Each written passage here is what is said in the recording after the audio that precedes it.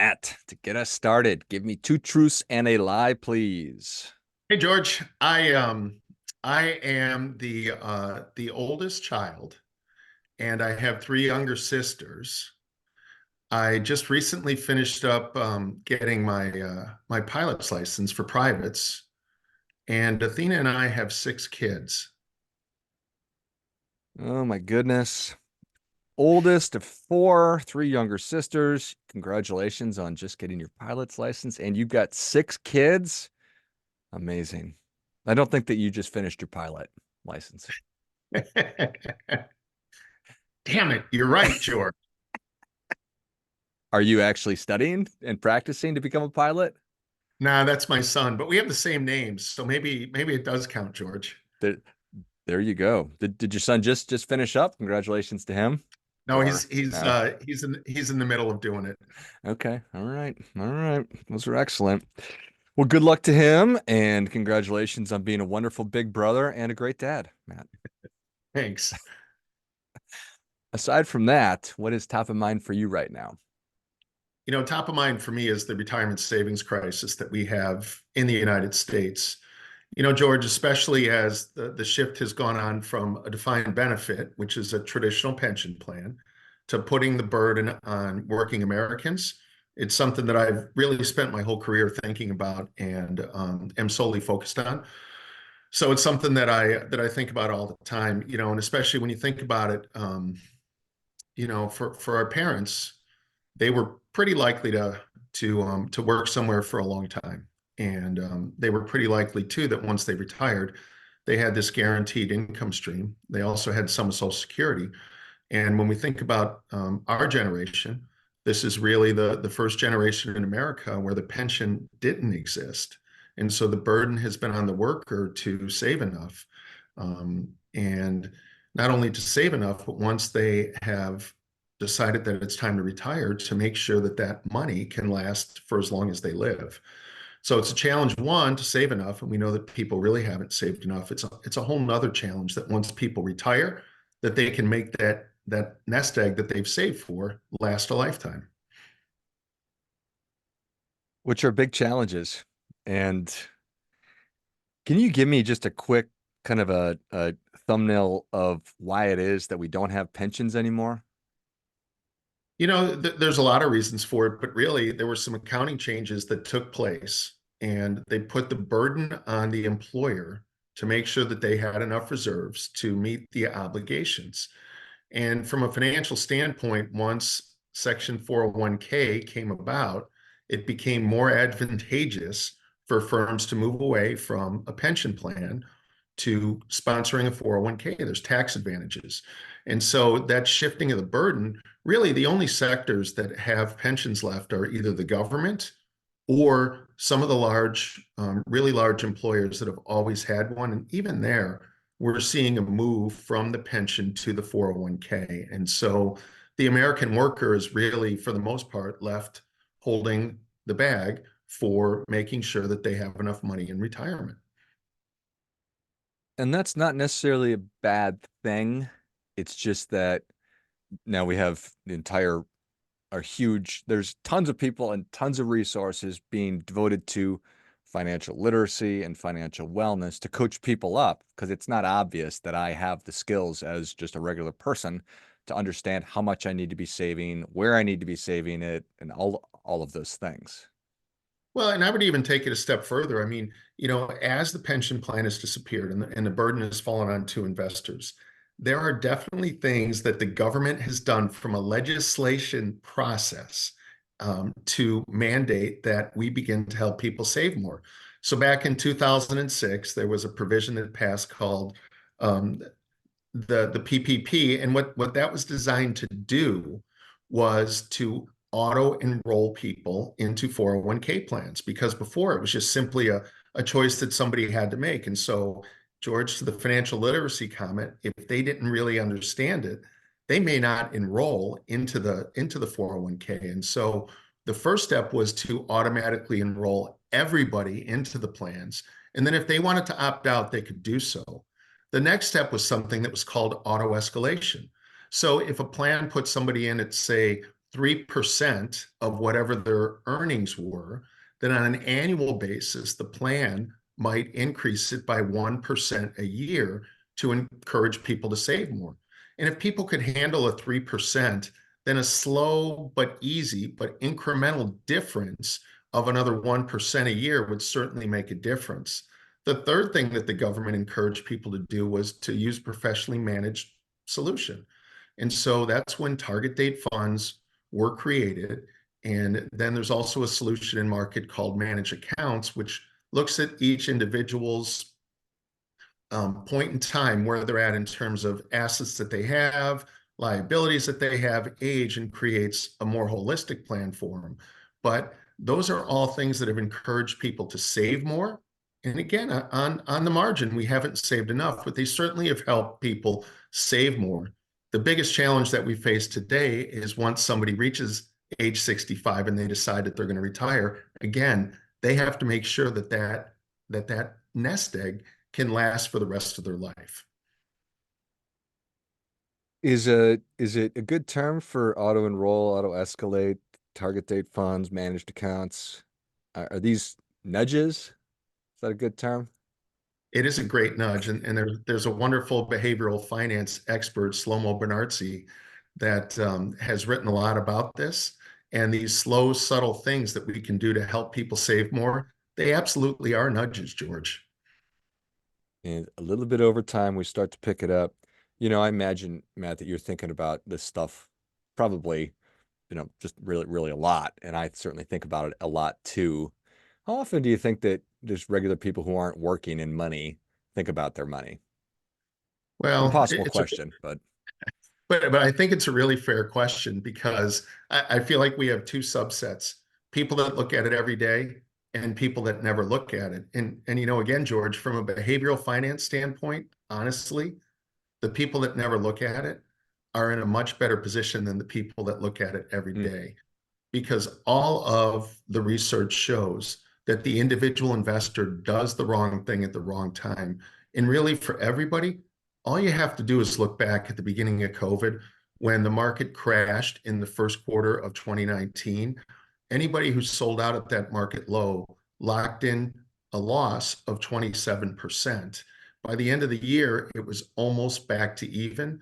And 18 months later, you were way back into the green. And so, it's funny when the statements come home, I tell my wife just to throw them away because we're saving for retirement, which is something that's many years down the road. And to day trade it, it just is not going to, it's not going to be a positive move on our part. yeah, I think that that's a really important thing. I read or heard years ago that your portfolio is like a bar of soap. The more you touch it, the smaller it gets.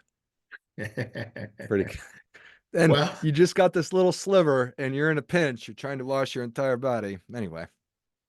yeah, and I'll tell you a really quick personal story. My dad, who'd worked hard his whole life, really didn't have a pension, but him and my mom were very scrupulous in the way that they saved. He decided to retire back in the first quarter of 2008, and so I'm sure that those of us that are old enough remember that it was boom times then. The market was flying, the housing market was going great. He had a very optimistic outlook as to what their future was going to look like. Later in that year, it was in the summer of that year that the market began to come down. And then as we got to around Christmas, it really began to drop. And my dad had a habit of calling me up every day at market close to talk about the market. Mhm. And as it went down, he began to get very, very nervous. It was actually in March of 2009 when the market was down almost 50% that I took a call literally 1 second after the market closed. In the background, I could hear the financial news blaring, and my dad started screaming at me, "Sell it all, sell it all." Mhm. And I kind of chuckled, which, trust me, that made him even madder. Not And and helpful. and I said, "Hey, Pop, listen, two things. One, I'm not a financial advisor, so I can't trade anything." And I said, two, Dad, the market's closed, so you couldn't do it no matter what. And luckily, George, I convinced him to stay in the market. He had set enough money on the side to cover their living expenses because, again, Had they sold out at that time, they would have locked in losses of over 50%, and it would have had a dramatic impact on how they lived the rest of their life. And this whole idea that, he was afraid that the market was going to zero and that their hard-earned savings were going to be wiped out and they were going to end out on the street. And so it's really, really interesting. There's really two things that people fear once they retire. One is that they're going to run out of money because either they're going to live too long or they're going to spend too much. But two, on the behavioral finance side, there's just as much bias against people spending any of that money that they have saved. And so many people don't spend enough. For instance, for my mom, she will not spend one penny over her RMD because she is afraid. And, unfortunately, when you work really hard your whole life and you look forward to celebrating your golden years, you really should be able to enjoy them. I couldn't agree more. I love that you call your dad Pop. I think that that's awesome. I don't want to diminish the accumulation side because it really hard to save money. But fundamentally, if I'm 30 years old, if I'm 35, I want to retire at 65, got 30 years. I could Mhm. figure out how much I want to save, what interest rate I'm going to assume. I can back into the number that I need to be saving today and then just execute on my plan. Mhm. When we're talking about, all right, now I am 65. Holy cow, I saved the $1.4 million that I need to be able to retire, or whatever that number is. It's important that we all figure that out. Turning that into income, which is the opportunity or the problem that you are working to solve. There's so much going on there. We talked about the fear of running out of money. There's the Mhm. danger, which sounds kind of weird. It's a risk that I'll live too long. If I'm healthy and I Mhm. live a long life, how am I going to pay for that? Mhm. And I'm terrified, so I'm going to live hand to mouth. I'm not going to spend anything. So, um, how are y'all working to crack that nut? Yeah, I'd make two comments on the accumulation phase first. One is start early. Anybody who's listening who's in their 20s, start early and make sure that you at least contribute whatever your company match is. The company match is usually, I don't know, 2 to 6%. Please make sure that you contribute enough to get that. Even if you have student debt or other outside debt, that's free money for you. And the fact of the matter is, George, you can save a little early and it really makes a big difference in the end. The other thing that I'd say is if you're 45 and you know that you haven't saved enough, you've been raising your kids, you've had other expenses, it's never too late to start because anything that you save is going to make a difference. So as people begin to approach retirement, whatever age that might be, there's really two things that they have to be careful of. One is the idea of something, a financial services term that's called sequence of risk, sequence of returns risk. And what that means is that if the market crashes just before you retire, you're never going to be in a position of strength, meaning that if you've saved $100,000 and there's a 30% market correction and you go into retirement only having 70,000, once you enter retirement, you're beginning to spend that down. So you're never going to reach that high water mark. So you have to be smart about how you're positioned, 5 to 7 years before retirement. And then you're right, George. Once you reach retirement, the two big risks are longevity risk, that you're going to outlive your money, or again, market volatility. And so those are factors that we don't have any control over, how the market's going to perform or how our health is going to perform. But we certainly have control over how we invest our money and how we think about spending in retirement. So again, from a behavioral finance standpoint, that's really what I've been focused on for really the past 15 years. So, how are you breaking it down? Let's walk through maybe an optimal strategy. Is it I need to look at my fixed expenses? I need to think about variable, big expenses. How do you sort of start to skin the cat?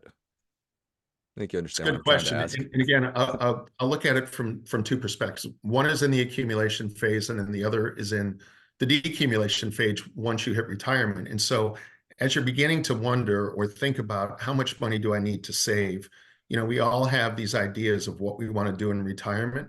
But George, I think you're right. I mean, really figuring out what the fixed obligation is. So are you going to have a mortgage? What are you going to owe in taxes? What does your health look like? And then any discretionary spending.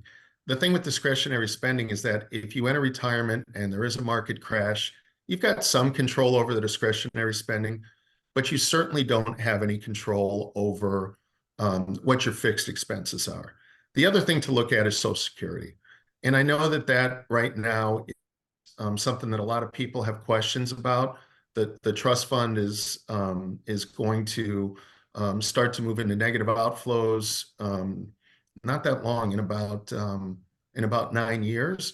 And so a lot of people have questions as to whether or not they're going to get their full amount that they're supposed to receive. So there's certainly uncertainty there. Hopefully we have the political will fix in place. I don't think it's going to happen this year in an election year, but that is something that we need to get in place. And so in one way, you can use that to understand how you're going to begin to cover those fixed expenses. But fixed expenses, discretionary, plus any gifts or anything that people want to do, those are all things that you need to begin to quantify so that you can understand how much you need, so that once you move into retirement, you can receive a quote unquote paycheck for life. Which is something that we all want. I mean, if I'm accustomed, which I imagine the vast majority of Americans are accustomed to receiving money in their account on a biweekly basis, or if That's that's the right. right term, Yeah. why would that be any different when I stop working? Am I all of a sudden going to be super interested in sitting down and figuring, okay, this month I'm going to take out this much money, and next month it'll be a little bit less or more? I can't imagine.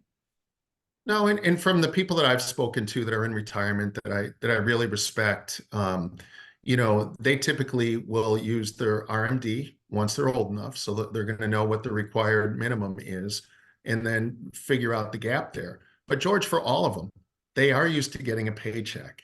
And I think the biggest shock to all of them, even though they've got these plans, is once that day comes and they're not receiving the paycheck, but they have to spend their own money.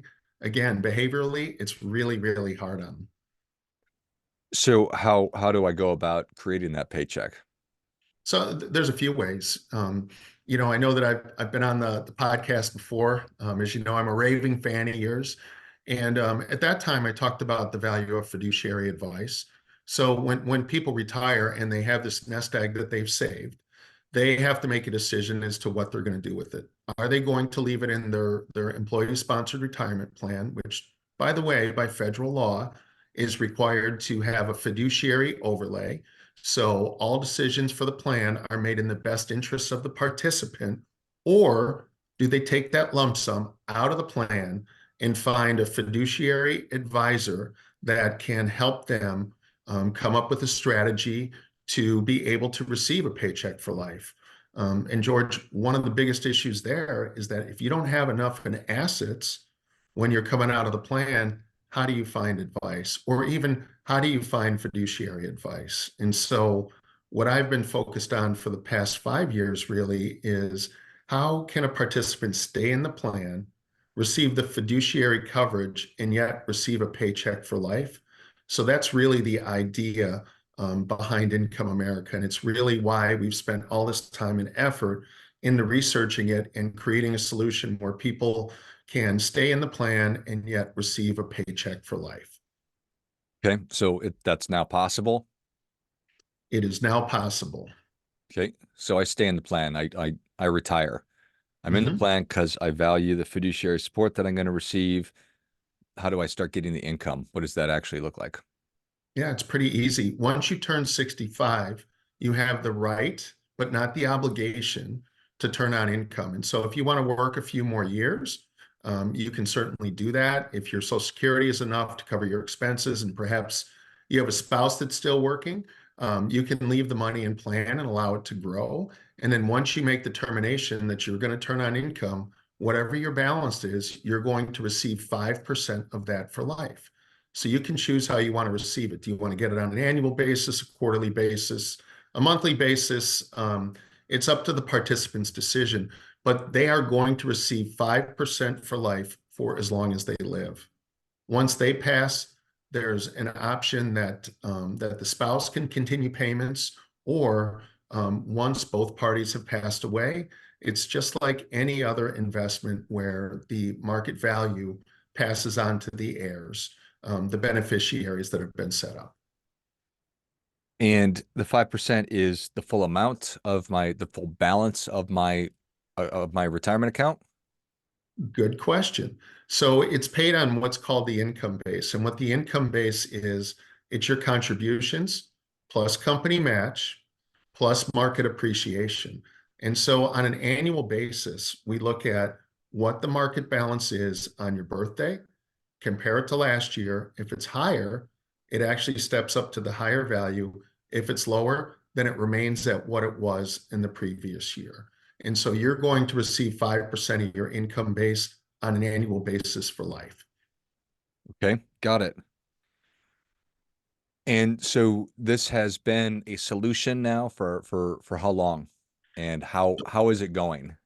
So great question. We launched about 2.5 years ago, and in the past year, we've brought on over 5,000 plan sponsors or 5,000 retirement plans. So we've had unbelievable success over the past year, and really, this is just the beginning of another set of solutions, much like target date strategies and managed accounts were back in 2006 and 2007. You'll begin to hear a lot more about retirement income um, solutions simply because there's very, very high participant demand. And it's fascinating. Certainly, congratulations on that's a lot of success of 5,000 retirement plans. Are you working with each one of these plans, Matt, or how are you how are you getting the solution out there? Yeah, George, we've got 7 firms that are the consortium behind Income America. So no, it isn't just me. I don't have the bandwidth to do that. But we do have a team of people that are out talking to financial advisors that focus on the retirement plan market, and really just doing education, because while these strategies have been in market for the past 15 years, it's really been in the past few years that they've really began to pick up steam. And part of that is because right before COVID, there was another late legislative act that was passed called the Secure Act, and it provided some relief for the plan sponsor or the employer, because the question in the past had been, what happens if the insurance company who provides the guarantees, what happens if they fail?